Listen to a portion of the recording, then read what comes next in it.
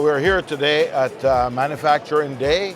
This event is put on by FUSOB, AIM, Advanced Institute for Manufacturing, Mohawk Valley Community College, and the Tri-County Boast is here. And right now, we are at Danfoss, and we're speaking to them.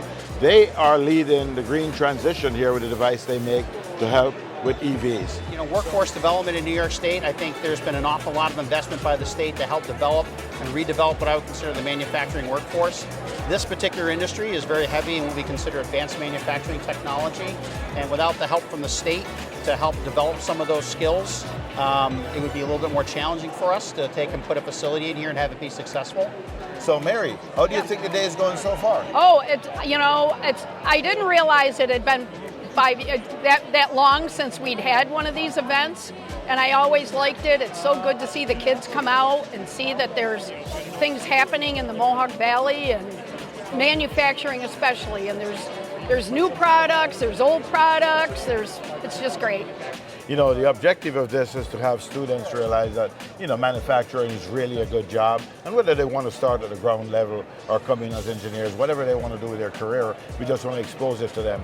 And do you think, or do they seem to be interested in that? Yes, and happy to share all the benefits that we offer as far as paying for schooling and getting people in the door for exciting jobs. It's always fun when you get to bring together kind of people that want to be connected but need a little bit of help doing that. And so we have employers talking about the great local opportunities there are in manufacturing, high school students who are still thinking about their career fields, and then they get to kind of see it and touch it and feel it and think, I can see myself doing this.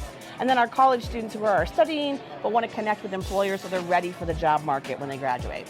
It's been 5 years since we've had this event live here. I know it seems, maybe even longer than that, but it's been 5 years.